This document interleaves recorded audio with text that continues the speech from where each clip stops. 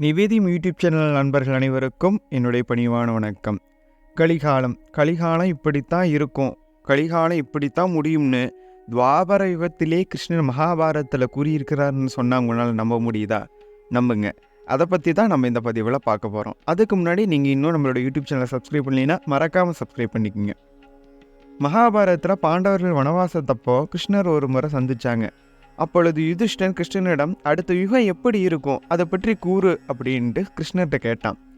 நான் உங்களுக்கு கூறுவதை விட அதை நீங்கள் காட்சிகளாக பார்த்தீங்கன்னா அது உங்களுக்கு இன்னும் உதவியாக இருக்கும் அப்படின்ட்டு கிருஷ்ணர் ஐவரையும் காட்டில் இருக்கிற ஒவ்வொரு இடத்துக்கு சென்று அங்கே தங்கி அங்கே நடக்க போகிற காட்சியை பார்த்து வாங்க அப்படின்னு சொல்கிறாரு.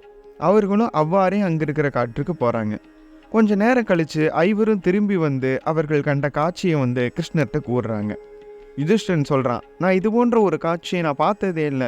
ஒரு யானை 2 தும்பிக்கையோட 2 வேலையை செஞ்சிட்டு இருப்பதை நான் பார்த்தேன் அப்படின்னு யுதிஷ்டன் சொல்கிறான்.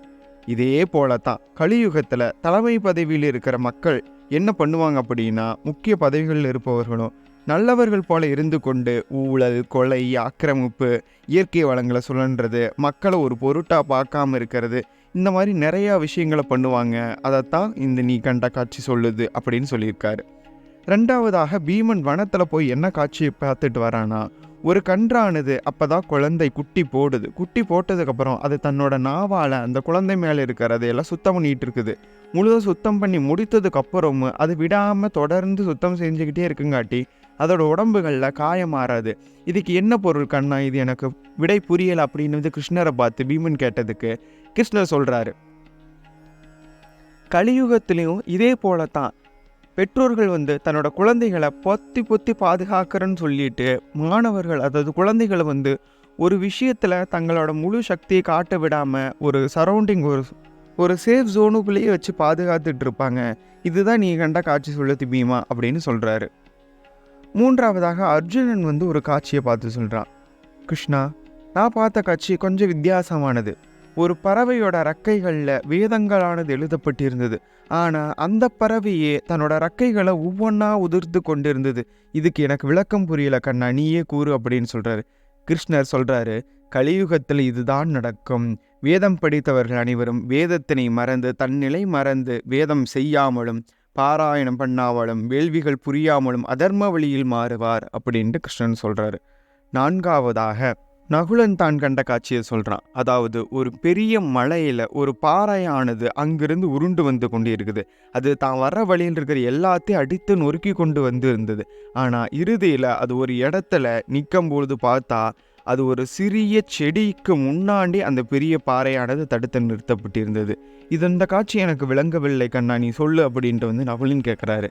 அதுக்கு கிருஷ்ணர் சொல்கிறாரு, கலியுகத்தில் எல்லாரும் தன்னோட நிலையை மறந்து அதர்மமற்ற வழிகளை செஞ்சாலும் இறைவனை மீது நம்பிக்கை கொண்டு அவனை நினைத்து சரணாகதி அடைந்து விட்டால் எப்பேற்பட்ட துன்பம் வந்தாலும் அத்துன்பத்திலிருந்து கலியுகத்தில் இறைவன் விடுவித்து விடுவான் அப்படிங்கிறத தான் நீ கண்ட காட்சியானது சொல்லுது. இறுதியாக சகாதேவன், கண்ணா, மற்றவர்கள் கண்ட காட்சிக்கும் எனக்கும் ஒரு வேறுபாடு உள்ளது. இந்த வேறுபாடு என்னால் கண்டறிய முடியவில்லை, நீயே கூறு கண்ணா அப்படின்ட்டு தான் கண்ட காட்சியை நகுலன் சொல்கிறாரு. அதாவது, நான் சென்ற இடங்களில் எல்லாம் கிணறுகள் இருந்தது. அக்கிணற்றில் எல்லாம் தண்ணீர் நிறைவாக இருந்தது. ஆனால் ஒரே ஒரு கிணற்றில் மட்டும் நீர் இல்லை. அதற்கு காரணம் புரியவில்லை. அக்கிணறானது நீர் முழுவதும் வற்றி பாறையாக நிறைந்துள்ளது. இதற்கு விளக்கம் கூறு கண்ணா அப்படின்ட்டு சகாதேவன் கிருஷ்ணனை பார்த்து சொல்கிறாரு. கலிகாலத்தில் மக்களானவர்கள் 2 பெரும் பிரிவாக இருப்பாங்க. அதாவது, ஒருவரிடம் நிறைய செல்வங்கள் இருப்பது ஒரு பகுதியாகவும் அந்த பகுதிக்குள்ளே எதுவுமே இல்லாத எளியவர்கள் எல்லாம் ஒரு பகுதியாகவும் இருப்பாங்க. இதுதான் நீ கண்ட காட்சி கூறுது. அதாவது, பணக்காரர்களாக இருப்பாங்க அனைவரும், நிறையா அதர்மம் இதெல்லாம் பண்ணினவங்களாமோ. இந்த தண்ணீரே இல்லாமல் இருக்கிற கிணற்றில் இருக்கிறவங்க எப்படி இருப்பாங்கன்னா நல்லவர்களாகவும் இருப்பாங்க.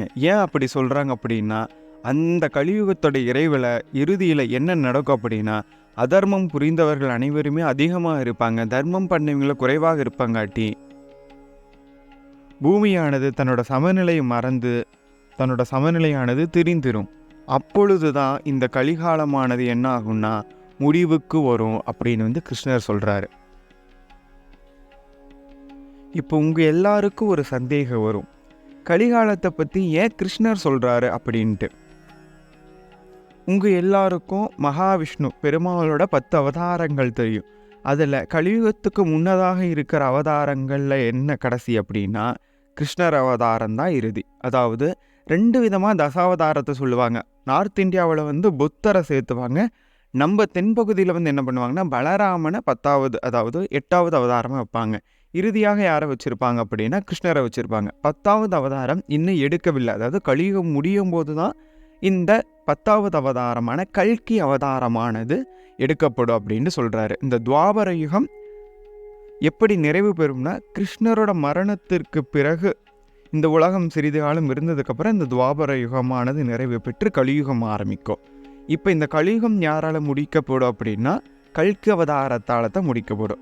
கல்கி அவதாரம் வரும்போது இந்த உலகமானது எப்படி இருக்கும்னா இந்த உலகத்தில் இருக்கிற மக்கள் அனைவரும் முழுக்க அசைவத்திலேயே நிறைந்திருப்பாங்க. மழையானது பெய்யாது.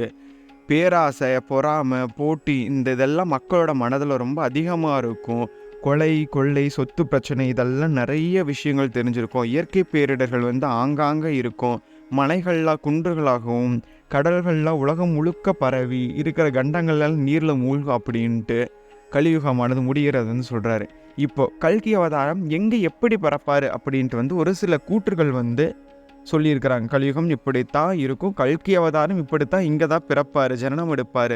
இப்போ ஒவ்வொரு அவதாரமே ஒவ்வொரு இடத்துல ஜனனம் எடுத்திருப்பாங்க. கிருஷ்ணர்னா துவாரம் இல்லை பிறந்திருக்காரு. இந்த மாதிரி நிறைய விஷயங்கள் இருக்கலாம். அந்த மாதிரி கல்கி அவதாரம் இப்படித்தான் இருக்கும் அப்படின்ட்டு ஒரு சில விஷயங்கள் இருக்குது.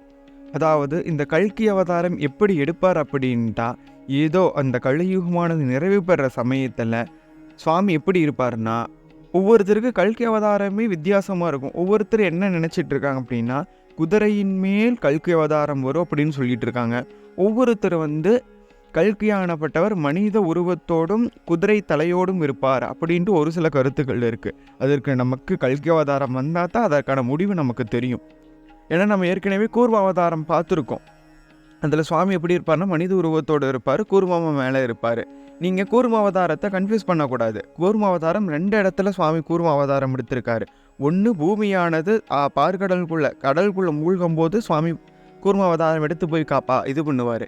அப்போ சுவாமி பாதி மனிதனாகவும் பாதி வந்து பன்றியோட முகத்தோடும் இருப்பார். 2வது முறையாக சுவாமி கூர்ம அவதாரம் எடுப்பார். அப்படின்னா சுவாமி வந்து அடிமுடி காணாமல் இருப்பார் சிவபெருமான். அப்போ யார் உயர்ந்தவர் அப்படிங்கிற கர்வம் வந்து பிரம்மாவுக்கும் விஷ்ணுவுக்கும் நடக்கும். அப்போ என்ன பண்ணுவார் அப்படின்னா பிரம்மா வந்து அன்னப்பறவையாக மாறி மேலே போவார். சுவாமி பன்றி வராக அவதாரம் எடுத்து மறுபடியும் கீழே போவார். இப்போ 2 தடவை வந்து சுவாமி என்ன பண்ணியிருக்காரு, வராக அவதாரம் எடுத்திருக்காரு. அந்த மாதிரி கல்கி அவதாரம் எடுத்தால் கல்கி எப்படி இருப்பாருன்னே நம்மளால் என்ன பண்ண முடியும், யூகிக்க முடியும். ஆனால் கல்கி அவதாரம் எப்படி பிறப்பாருங்கிறது, எந்த ராசி எந்த நட்சத்திரத்தில் பிறப்பாருன்னு பற்றி பார்க்கலாம். சுவாமி வந்து எப்படி பிறப்பார் அப்படின்னா பெருமாளுக்கே உரிய மாதமாக விளங்கக்கூடிய இந்த புரட்டாசி மாதத்தில் கும்பராசியில் சுக்லபக்ஷ திதியில் தான் சுவாமி அவதாரம் பண்ணுவார். சுவாமி அவதாரம் பண்ணுற இடம் எப்படி இருக்குன்னா 1000 தாமரை மலர்கள் நிறைந்ததாக இருக்கக்கூடிய இடத்துல ஷம்பாலா அப்படிங்கிற ஒரு கிராமம் இல்லை நகரம், அது எப்படின்னு சொல்ல முடியாது. அது ஒரு அன்ஐடென்டிஃபை சிட்டி. அந்த நகரம் எங்கே இருக்குன்னு தெரியாது. ஆனால் அந்த இடத்துல தான் யார் பிறப்பா, கல்கி அவதாரமானது பிறப்பெடுப்பார். அது ஒரு பிராமண குலத்தில் தான் சுவாமி அவதாரம் எடுப்பார் அப்படின்ட்டு சொல்லியிருக்காங்க. ஆனால் அது உண்மையாக பொய்யாங்கிறது நம்மளால் கூற முடியாது. ஏன்னா சுவாமி வந்து எப்படி வேணாலும் பிறக்கலாம், எந்த குலத்தில் வேணாலும் பிறக்கலாம். கல்கி அவதாரம் எடுத்தால் தான் இந்த கலியுகமானது என்ன ஆகும், முடிவு பெறும் அப்படின்னு வந்து சொல்லியிருக்காங்க. இப்போ நடந்துட்டு இருக்கிற காட்சியெல்லாம் பார்க்கும்போது கலியுகம் சீக்கிரம் வந்துடும்னு நம்ம நினைக்கிறோம். ஆனால் நம்ம ஒவ்வொருத்தரும் நம்மளை நாமளே மாற்றிக்கொண்டா கலிகாலமானது இறுதியற்றக்கு இன்னும் பல கோடி வருடங்கள் இருக்குன்னு நம்ம நம்பலாம். நன்றி, வணக்கம். திருச்சிற்றம்பலம்.